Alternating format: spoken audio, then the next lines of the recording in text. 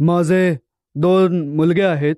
हम्म, एकाचा सूर जर नेगेटिव्ह असेल तर हम्म. कुटुंबात, व्यापारात त्याच्या समाधानासाठी काय करावं लागेल? सत्संगात आला तर सगळ्यात जास्त समाधान मिळेल. नंतर त्याने त्याने निगेटिव्ह सांगितलं तर डिस्कशन करायला हवं की तुझा निगेटिव्ह हा पॉइंट पण आहे, चला पॉझिटिव्ह थोडा विचार करूया, काय काय पॉझिटिव्ह आहे. त्यालाच सांगायचं निगेटिव्ह त्याची लिस्ट करूया, चल 1 2 3 4 5. नाव स्टार्ट थिंकिंग पॉझिटिव्ह. 1 2 7 पॉझिटिव्ह येत आहेत असं त्यालाच म्हणायचं की तो किती वर्षाचा आहे?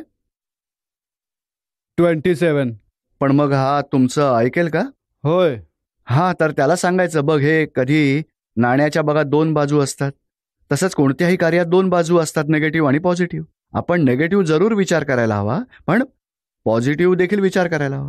फक्त निगेटिव्ह विचार केला तर खूप निगेटिव्ह विचार केला तर मग निगेटिव्ह भाव उत्पन्न होतात. निगेटिव्ह भावाने निगेटिव्ह एव्हिडन्स उत्पन्न होतात आणि निगेटिव्ह रिझल्ट येतो. पण पॉझिटिव्हने पॉझिटिव्ह भाव उत्पन्न होतील तर पॉझिटिव्ह एव्हिडन्स मिळतील, पॉझिटिव्ह रिझल्ट येईल. तर आपण दोन्हींचा विचार करावा. निगेटिव्ह यासाठी की बाबा आपण प्रिकॉशन घेऊ शकू, पॉझिटिव्ह यासाठी की आपण प्रोग्रेस करू शकू. तर दोन्हींचा विचार करून आपण पॉझिटिव्हमध्ये पुढे जाऊ. त्यालाही थोडं समजावायचं आणि सत्संगात जेव्हा येईल त्यामुळे मग दुसरी विजन त्याला मिळेल, बघा दुसरी बाजू बघण्याची दृष्टी. आणि ही बुद्धी ती सांगते निगेटिव्ह, पण ज्ञान सकारात्मकही सांगू शकतं आणि शुद्धात्म्याचंही सांगू शकतं. तर हा ज्ञानाचा रस्ता सत्संगातून मिळू शकतो. तर हे असं समजा की सत्संगात आलात किंवा घरी सत्संग हा टी व्हीवरती निरुमांचा, दीपकबाईंचा दिसतो, तो बघाल तर त्यातूनही त्याला बऱ्याच सकारात्मक गोष्टी मिळत जातील. बघा निगेटिव्ह तर काय, आपण हा खड्डा आहे तर आपण निगेटिव्हने त्यात पडू लागेल. पण मग काळजी कशी घ्यायची यासाठी निगेटिव्ह जागृती ठेवायची, पण तरी जायचं सांभाळून पॉझिटिव्हली. बघा पॉझिटिव्हने काय प्रोग्रेस आहे, तर या दोहोत बॅलन्स ठेवायला हवा. एकांगी नेगेटिव्हमध्ये गेला तर खूपच रिॲक्शनमध्ये दुःख मिळेल, नाही का? आपण म्हणालात ना की कुटुंबातही प्रॉब्लेम्स वाढतात. समजा शरीराला आजार झाला तर आपण स्वतः औषध घेतो का डॉक्टरकडे घेऊन जातो? डॉक्टरकडे. तसंच डॉक्टरकडे घेऊन या. सत्संगात येत राहिला तर आपोआप, कारण तुम्ही म्हणालात ना तू निगेटिव्ह आहेस, तर त्याच्या अहंकाराला ठेच पोहोचेल. कारण निगेटिव्ह स्वतः नाही, प्रकृतीमध्ये. आपण ही जागृती ठेवायची की तो स्वतः वेगळा आहे आणि प्रकृती वेगळी आहे. नंतर त्याला कसं वागवायचं की प्रकृतीची निगेटिव्हिटी निघावी आणि पॉझिटिव्हिटी डेव्हलप व्हावी, पण अहंकाराला ठेच न पोहोचवता तीही जागृती ठेवा. तर ज्ञानाने तुम्हाला खूपच सरळ ही ॲडजस्टमेंट करू शकाल. आत्ता तरी एक उपाय करा, भावना ठेवा की सत्संगात येईल कधी ना कधी, आणि जमलंच तर आत्म्याचं ज्ञानही घेईल. आणि नंतर सत्संगाच्या परिचयात राहिलात तर खूप सगळ्या सकारात्मक गोष्टी त्याला समजतील आणि स्वतःची नेगेटिव्हिटी स्वतः बघण्याची जागृती त्याच्यामध्ये येईल की माझ्या प्रकृतीत नेगेटिव्हिटी आहे, तर नेगेटिव्हिटी कमी होत जाईल. पण तुम्ही जर सांगितलं तर प्रोटेक्शन करेल, रिॲक्शनमध्ये नेगेटिव्हिटी वाढेल. जय सच्चिदानंद. नितीन. दीपकभाई, मी आपल्याला अभेद्य भावाने अत्यंत भक्तिपूर्वक नमस्कार करतो. दीपकभाई, ज्ञानाच्या नंतरही राग काय येतो असतो? हा राग तर भरलेला माल आहे ना, कारण तो निघून जाईपर्यंत हा भरलेला माल तर निघून जाईपर्यंत राहणारच. त्याला जागृतीपूर्वक, आधी अजागृतीमुळे माल भरला गेला होता, आता जागृतीने समभावाने निकाल करा. राग कोणाला येतो? नितीनला येतो की शुद्धात्म्याला येतो? नितीनला येतो. हा, तर मग नितीनला सांगायचं प्रतिक्रमण कर, तेव्हा एक एक लेअर कमी होऊन मग समाप्त होईल सगळं ते. पण कित्येकदा असं होतं की करायचं नसो तरी येतो. असं का होत नाही की कंट्रोल का करता येत नाही त्यावर? कंट्रोल होणारच नाही तर ज्ञानानंतरही असे का व्हावे? कंट्रोल नाही होणार. कंट्रोल करण्यासारखंही नाही. त्याच्या कॉजेसना कंट्रोल करा, इफेक्टला कंट्रोल नाही करू शकत तुम्ही. कॉजेस काय आहेत? तर मीच नितीन आहे, बघा ना, जर कोणी इन्सल्ट केला तर क्रोध येतो, तर त्यावेळी जागृती असावी की नितीनला क्रोध येतोय, नितीनचा इन्सल्ट होतोय, माझा नाही, मी तर शुद्धात्मा आहे आणि हे तर निमित्त आहे. प्रकृती आणि शुद्धात्मा दोन्ही वेगळे आहेत. अशी जागृती ठेवाल तर क्रोध, मान, माया, लोभ लवकर गळून जातील, समाप्त होतील. मग नाही, पण समोरच्याला आपण असं कसं जाणीव करून द्यायची की? नाही, जाणीव करून द्यायची गरज नाहीये, आपण जागृती ठेवायची. नाही, क्रोध केव्हा येतो त्याचं कारण शोधून काढा. आपल्या इच्छेनुसार केलं नाही समोरच्याने तर क्रोध येतो. आपलं म्हणणं समोरच्याला नसेल समजत तर क्रोध येतो, किंवा मग आपला कोणी अपमान केला तर क्रोध येतो. तर ही कारणच संपवा तुम्ही. क्रोध परिणाम आहे. क्रोध तुम्ही करता की येतो? क्रोध येत असतो. हा, येतो तो. कारण समाप्त करा तर आपोआप बंद होईल. कोणत्या कारणामुळे क्रोध आलाय त्याचं, म्हणजे आपल्या सामायिकमध्ये दोन जे सांगतात, सामायिक आणि प्रतिक्रमण. जर क्रोधाने कुणाचं नुकसान केलं, कुणाला दुःख दिलं, त्याचं प्रतिक्रमण करावं लागतं. आणि सामायिकमध्ये क्रोध कोणत्या कारणाने उत्पन्न झाला. माझा अहंकार हर्ट झाला म्हणून मला क्रोध आला, का मी समोरच्याला दोषी बघतोय म्हणून क्रोध आलाय, समोरच्याला नेगेटिव्ह अभिप्राय दिलाय म्हणून क्रोध येतोय. ते सामायिकमध्ये आपण बघतो कोणत्या कारणाने क्रोध हा उत्पन्न होतोय. आणि सामायिकला ज्ञानामध्ये बसवून त्या क्रोधाच्या कारणानं संपवाल 5 आज्ञांमध्ये राहून, तेव्हा जेवढी कारणं समाप्त होतील, क्रोधही मग हळूहळू समाप्त होत जाईल. समजतंय आता तुम्हाला? येस. आणखीन एक प्रश्न आहे माझा, काय? की समभावात कसे राहायचे? समभाव, दुसरा शब्द आहे विषमभाव. तर विषमभाव कसा उत्पन्न होतो?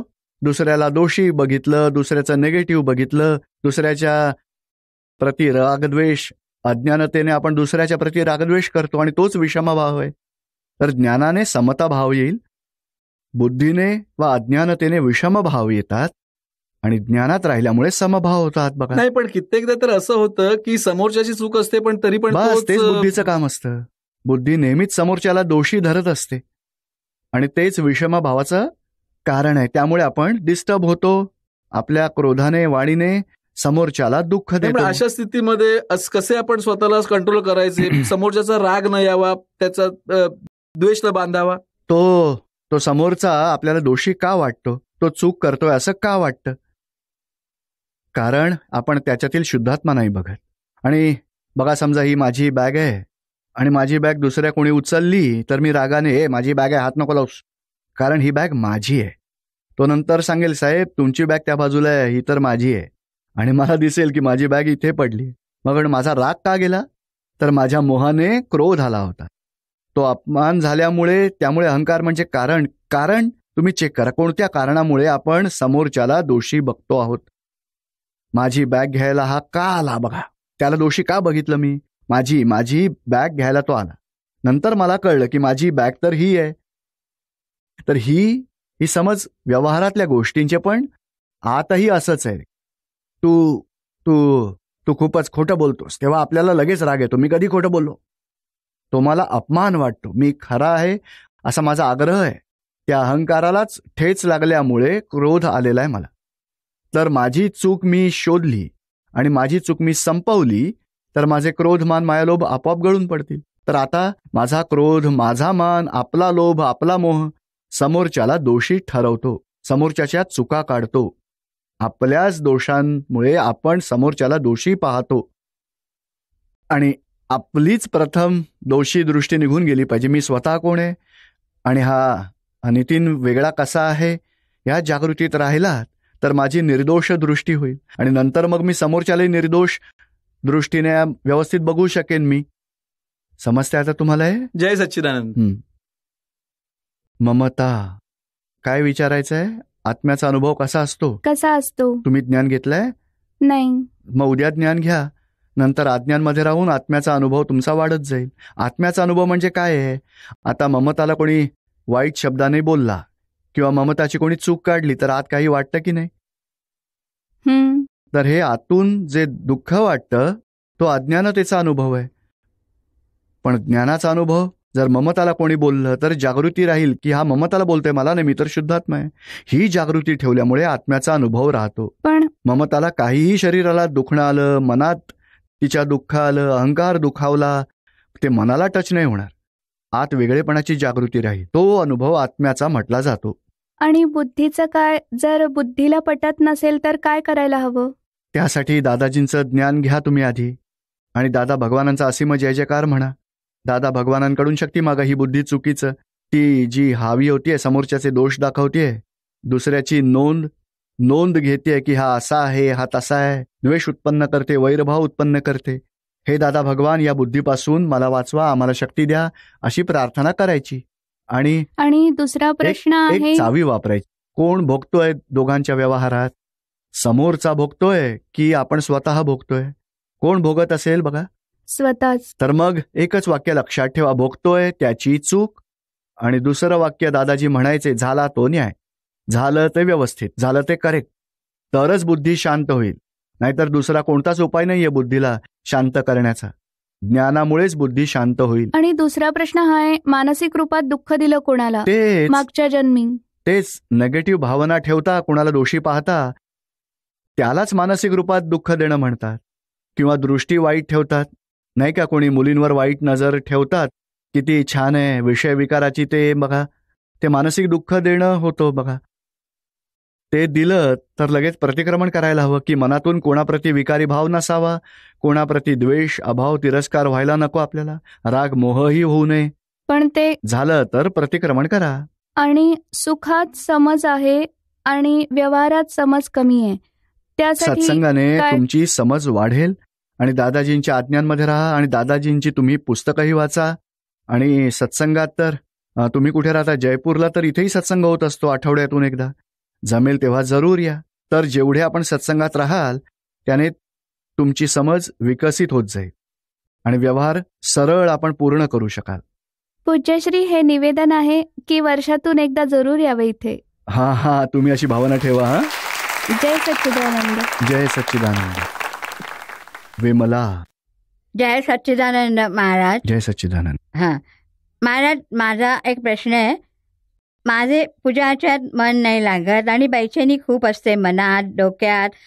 त्यासाठी मी काय केलं पाहिजे? आता इथवर आला आहात तर उद्या ज्ञान घ्या, नंतर जे हो. सांगितलं जाईल तसे वागा. त्यातून हो. आतील आत्म्याच्या जागृतीमध्ये राहून ते केलं तर मग शांती हा. वाढेल. मन लागो या न लागो, मनाला वेगळं ठेवा. मन हे हा. शरीर आहे विमलाचं. तर मन तर दोन प्रकारच्या गोष्टी सांगेल, चांगल्याही सांगेल, वाईटही सांगेल. त्याला वेगळं चांगल्याच्याच बाजूने जायला नाही, हवं खरं नाही, तर. चांगल्यावरती प्रेम केल्यामुळेच वाईटाचा द्वेष वाटायला लागतो. हां. चांगलं आणि वाईट दोन्हीपासून दूर जायचंय आणि आत्म्यामध्ये राहायचंय. तर ज्ञानामुळे आत्म्यात राहायची चावी मिळेल तुम्हाला उद्या. बर. नंतर दादाजींच्या पुस्तकात जे म्हटलंय ते करायचं. चरणविधी सांगू तुम्हाला. हां. जय त्यामुळे शांतताही सच्चिदानंद. राहील, स्थिरताही वाढेल. हां. जय सच्चिदानंद. राजेशजी. मनाचे भरकटणे कशा प्रकारे थांबवायचे? कारण मन खूप भटकत असतं. आपण संसारात सगळी कामं करतो, जसे सर्व्हिसही करतो, परिवाराचे पालनपोषणही करतो, पण असं जाणवतं की हे सर्व कार्य करण्यासाठी आपण संसारात नाही आलोय. हे तर आपोआपच होत असतं, नाही केलं तरी होणारच आहे. हे तर बरोबर आहे. कोणतं काम आहे ज्याने संतोष लाभेल आणि त्यासाठी आपण या संसारात आलो आहे? असं काय केलं पाहिजे आपल्याला? हा माझा प्रश्न आहे. खरं तर तुमचे दोन प्रश्न आहेत. एक, मन भटकतंय त्याविषयी, मन कसं ताब्यात राहील, आणि दुसरं आहे आमचं ध्येय काय आहे जीवनातलं, जगतोय तर कशासाठी जगतोय, काय करायला हवं जीवनात. तर मनाचा प्रश्न, तर मन ज्ञानामुळेच वश होईल. अज्ञानतेने मन भटकत राहतं, कारण ते देहाध्यासात असतं. मनाबरोबर आपणही भटकतो. आणि ज्ञान असेल तर मन ताब्यात येत राहील. मन ज्ञेय आहे आणि स्वयं आत्मा ज्ञाता आहे. स्वतःच्या जागृतीत आलात, आत्म्याच्या भावात, नंतर मनापासून वेगळे राहिलात तर मन ताब्यात राहील, वश होईल, निर्ग्रंथ होत जाईल. आणि जी मुख्य गोष्ट आहे, आमचं ह्या संसारात काय ध्येय आहे जीवनाचं, तर आत्मसाक्षात्कार प्राप्त करणं, तेच मनुष्य जीवनाचं ध्येय आहे, मनुष्य जीवनाची सार्थकता आहे. मी स्वतः कोण आहे त्याची ओळख करून घेणं. आणि तेच नाही जमलं आणि दुसरं सगळं करत राहिलो, खरं तर ते होत असतं. क्रोध नाही केला तरी तो होत असतो. अपमान नसेल भोगायचा तरीही होतो. लोभ लालसा नाही म्हटली तरी होते. अहो, नफा हवा, बिझनेसमध्ये प्रॉफिट पाहिजे तरी लॉस हा होतोच. नको असेल तरी तो होतो. आपली इच्छा नसेल तरी तोटा होतो, तसेच इच्छा नसेल तरी फायदा होतोच. बघा, खरं तर हा प्रॉफिट आणि लॉस सगळे पूर्वकर्म प्रारब्धाचा खेळ आहे. आपल्याला पुरुषार्थ करायचा आहे मोक्षासाठी, आणि जोवर मोक्षाचा मार्ग नाही सापडणार, आत्मज्ञान नाही मिळणार, तेव्हा जीवन सेवा परोपकारात घालवा. त्याने वाईट तर नाही होणार, बिघडणारही नाही. आणि ध्येय ठेवायचं, मला आत्मसाक्षात्कार प्राप्त करायचा आहे, मोक्ष गती हवी आहे, संसारातून सुटायचं आहे.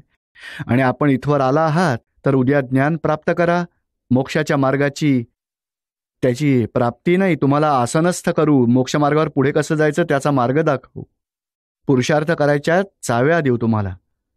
हां, समजलं का आता तुम्हाला? हो. ओम प्रकाश गुप्ता. पूज्यश्रींना अभेद भक्तिभावाने प्रणाम. हां, बोला. मी हे विचारू इच्छितो की दोषी बघणे आणि दोष बघणे यात काय? मी आत्म्याचे ज्ञान घेतलं आहे, पण मी कोणात दोष बघत असतो आणि एक आहे की दोष दिसत असतात. म्हणजे त्याला दोषी ठरवत नाही मी, पण त्याने काही चुकीचं केलं तर दोष तर दिसतातच. तर ते काय चुकीचं आहे की नाही? काय? दोष दिसणं ती बुद्धी सांगेल की ह्याने असं चुकीचं केलंय, पण आपलं ज्ञान सांगतं की स्वतः करता नाहीये, हा प्रकृतीचा पार्ट आहे. तर आपण दोषी नाही ठरवलं तर आपण अचूक ज्ञानात आहोत. कारण दोष आणि दोषी हे दोन आहेत, आणि आपल्यातही दोष दाखवणारा आणि निर्दोष दाखवणारा दोन पार्ट्स वेगळे आहेत. आपली बुद्धी दोषी ठरवते, पण आपण ज्ञानानं बघायला हवं की नाही, हा प्रकृतीचा भरलेला माल निघून चाललाय, त्याचा दोष नाही, स्वतः निर्दोष आहे. तर ही दोषांच्या वरची जागृती आपण ठेवायची आहे. बुद्धी भले दोषी ठरवेल, पण तो करत नाही, ते होत आहे, म्हणजे स्वतः निर्दोष आहे.